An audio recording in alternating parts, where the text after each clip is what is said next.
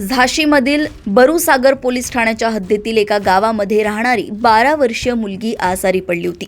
ती बरी होत नसल्यामुळे तिच्या कुटुंबियांनी मध्य प्रदेशातील निवारी येथे राहणाऱ्या एका मांत्रिकाला बोलावून घेतलं।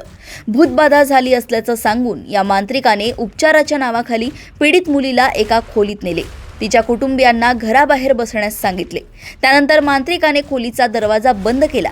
त्याने पीडित मुलीला घाबरवत सांगितले की ती एका खतरनाक भूताच्या प्रभावाखाली आहे। त्यानंतर मांत्रिकाने मुलीच्या शरीरातील भूत काढण्यासाठी तिला सर्व कपडे काढण्यास सांगितले।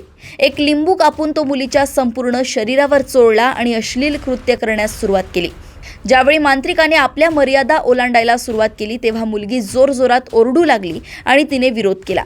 मुलीचा ओरडण्याचा आवाज ऐकून कुटुंबियांनी दरवाजा उघडून खोलीत धाव घेतली। यावेळी घाबरलेल्या मांत्रिकाने दुसऱ्या दाराने पळ काढलाय।